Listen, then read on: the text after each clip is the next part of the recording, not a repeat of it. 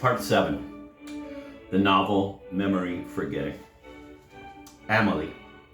Even when no one reads Flaubert anymore, the phrase Madame Bovary is me will not be forgotten. That famous line, Flaubert never wrote it. We owe it to a Miss Amélie Bosquet, a mediocre novelist who showed her fondness for her friend Flaubert by panning sentimental education into exceptionally nit-witted articles. To some person whose name remains unknown, that Amélie confided a very precious bit of information. That she once asked Flaubert what woman was the model for Emma Bovary, and that he supposedly replied, Madame Bovary is me. Much struck by this, the unknown person passed along the information to a certain M. Deschamps, who, also much struck, spread it about. The mountains of commentary inspired by that apocryphal item say a great deal about the futility of literary theory, which, helpless before a work of art, endlessly spouts platitudes about the author's psyche. They also say a lot about what we call memory.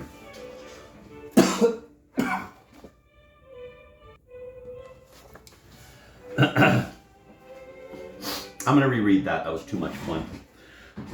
Amélie. Even when no one reads Flaubert anymore, the phrase Madame Bovary is me will not be forgotten.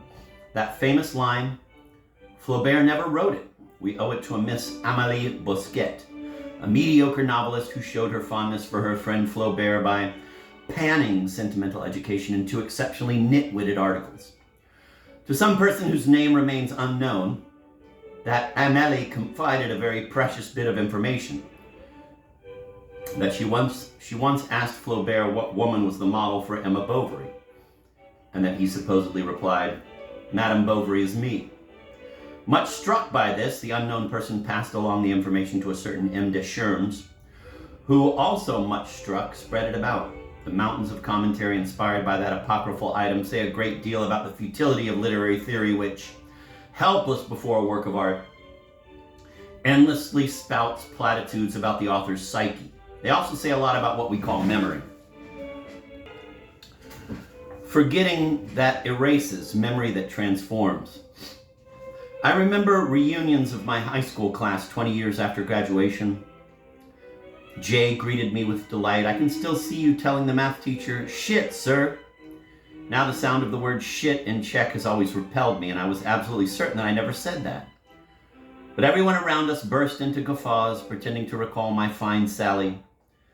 Understanding that my denial would convince no one, I smiled modestly and without protesting, for, I add to my shame, I was pleased to find myself transformed into a hero spitting the dirty word into the face of the damned professor. Everyone has had such experiences when someone quotes what you said in a conversation you never recognize yourself. Your remarks are at best brutally simplified, sometimes corrupted when he's taken your irony seriously. And very often they do not correspond to anything you might ever possibly have said or thought. And you should not be astonished or incensed, for this is the most obvious thing in the world. Man is separated from the past, even from the past only a few seconds old, by two forces that go instantly to work and cooperate. The force of forgetting, which erases, and the force of memory, which transforms. It is the most obvious thing, but it is hard to accept, for when one thinks it all the way through, what becomes of all the testimonies that historiography relies on? What becomes of our certainties about the past, and what becomes of history itself, to which we refer every day in good faith, naively, spontaneously? Beyond the slender margin of the incontestable, there is no doubt that Napoleon lost the Battle of Waterloo. Stretches an infinite realm, the realm of the approximate, the invented, the deformed, the simplistic, the exaggerated, the misconstrued, an infinite realm of non-truths that copulate, multiply like rats, and become immortal. The novel as utopia of a world that has no forgetting in it. The perpetual activity of forgetting gives our every act a ghostly, unreal, hazy quality. What did we have for lunch the day before yesterday? What did my friend tell me yesterday? And even, what was I thinking about 3 seconds ago? All of that is forgotten, and what's 1,000 times worse, it deserves no better. Against our real world, which by its very nature is fleeting and worthy of forgetting, works of art stand as a different world, a world that is ideal, solid, where every detail has its importance, its meaning, where everything in it, every word, every phrase deserves to be unforgettable and was conceived to be such. Deep, deep, deep, deep, deep, deep, deep, deep, deep.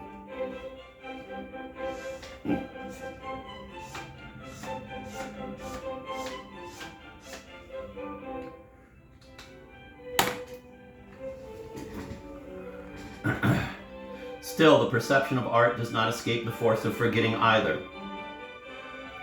Though it should be said that each art has a different relation to forgetting. From that standpoint, poetry is privileged. A person reading a Baudelaire sonnet cannot skip a single word. If he loves it, he will read it several times and perhaps aloud. If he adores it, he will learn it by heart. Lyric poetry is a fortress of memory. Dita.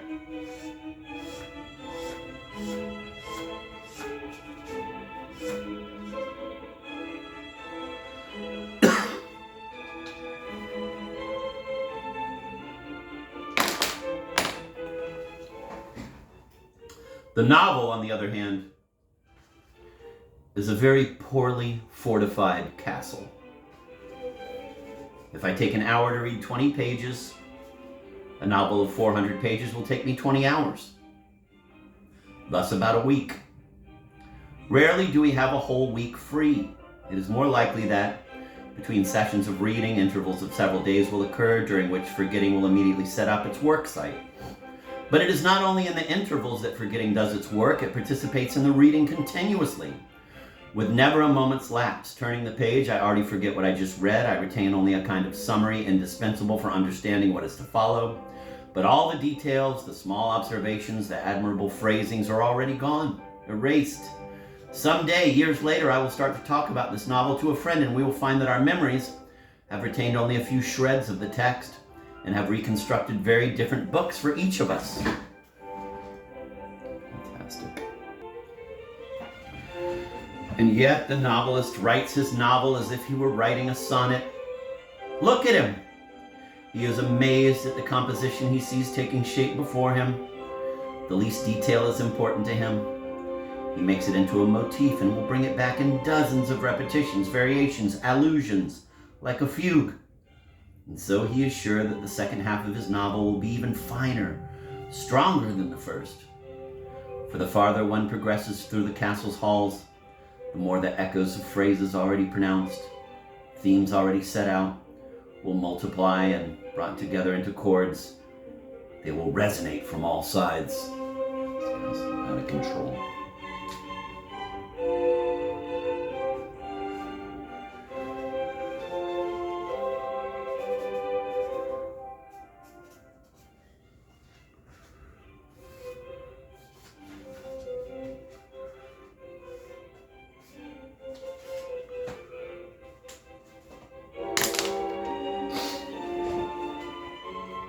I think of the last pages of Sentimental Education, long after he has broken off his flirtations with history, seen Madame Arnaud for the last time. Frederick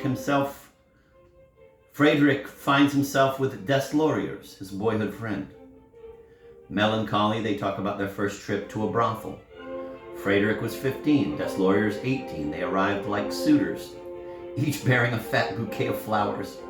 The girls laughed. Frederick ran off in a panic of shyness, and Deslauriers followed him. The memory is beautiful, for it reminds them of the old friendship, which they have since betrayed many times, but which, seen from 30 years' distance, remains of value, perhaps the most precious value, even if they no longer possess it. That was the best time of our lives, Frederick says, and Deslauriers repeats the line, which brings to a close both their sentimental education and the novel.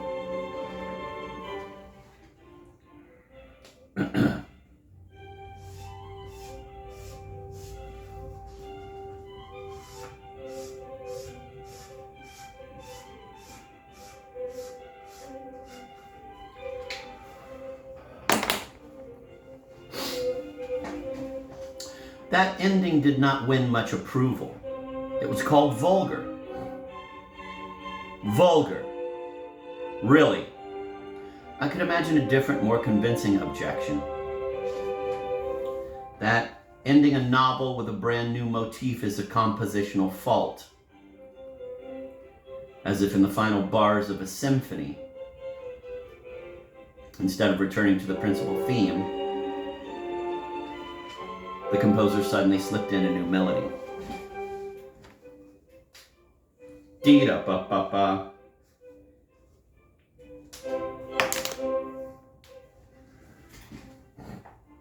Yes, this alternative objection is more convincing, except that the motif of the brothel visit is not new. It has not appeared, quote, suddenly, end of quote. It was set out early in the novel at the end of the second chapter of part 1. The very young Frederick and Des Lauriers have spent a fine day together. The whole chapter is given over to their friendship, and as they take leave of one another, they look over at, quote, the left bank where a light is shining in the attic window of a low-built house, end of quote. Des Lauriers pulls off his hat with a theatrical flourish and declaims a few enigmatic lines, quote, "This allusion to a shared adventure delighted them. They went laughing noisily through the streets," end of quote.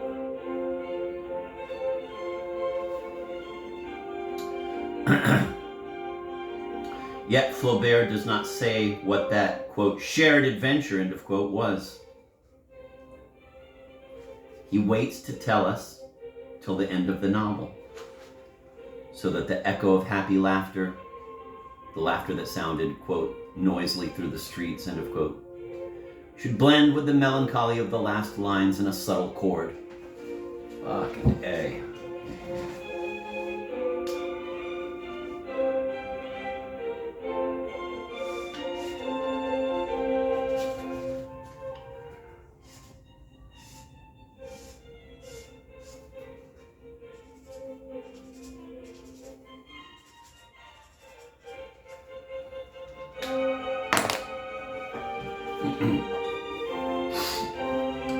But if throughout the writing of the novel Flaubert was hearing that lovely laughter of friendship, the reader by contrast has instantly forgotten it. And when he gets to the end, the evocation of the bordello visit wakes no memory in him. He does not hear the music of a subtle chord. What should the novelist do in the face of that destructive forgetting? Snap his fingers at it and build his novel as an indestructible castle of the unforgettable, even though he knows that his reader will only ramble through it distractedly, rapidly, forgetfully, and never inhabit it.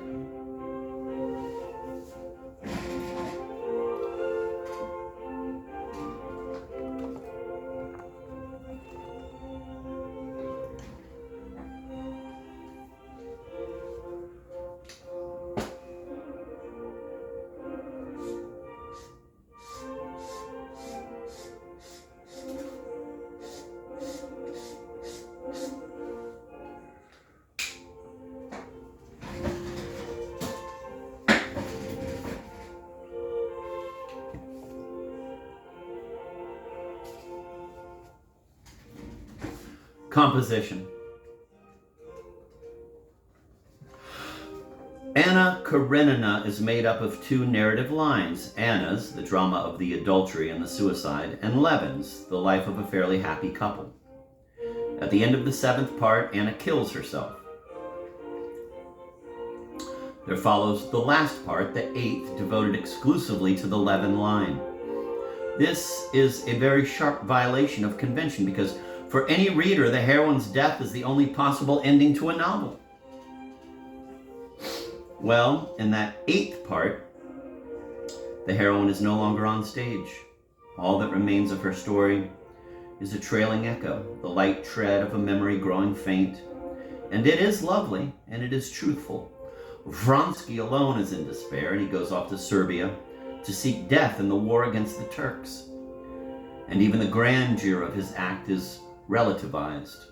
The 8th part takes place almost entirely on Levin's farm, where in the course of conversation, Levin mocks the pan-Slav hysteria of the volunteers marching off to fight for the Serbs. Besides, that war concerns Levin far less than do his meditations on man and on God. These surface and fragments during his farming activities, mingled with the prose of his daily life, which closes like a final forgetting over a drama of love.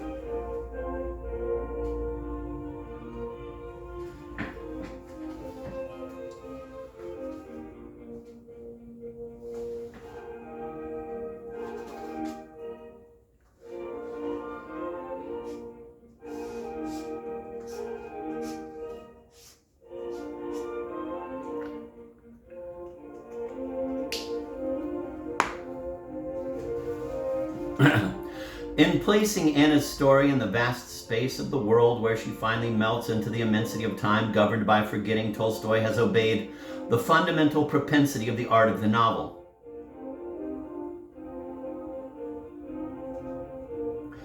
For narration as it exists since the dawn of time became the novel, when the author was no longer content with a mere story, but opened windows onto the world that stretched all around.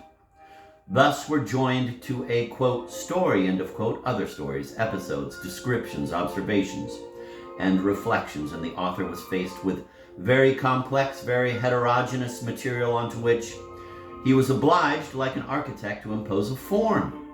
In that same way, for the art of the novel from its birth, composition, architecture, took on primordial importance. I'm going to reread that paragraph because it's a monster. In placing Anna's story in the vast space of the world where she finally melts into the immensity of time governed by forgetting, Tolstoy has obeyed the fundamental propensity of the art of the novel. For narration as it exists since the dawn of time became the novel when the author was no longer content with a mere, quote, story, end of quote, but opened windows onto the world that stretched all around. Thus, we're joined to a, quote, story, end of quote, other stories, episodes, descriptions, observations, and reflections. And the author was faced with very complex, very heterogeneous material onto which he was obliged, like an architect, to impose a form. In that same way, for the art of the novel from its birth, composition, architecture, took on primordial importance.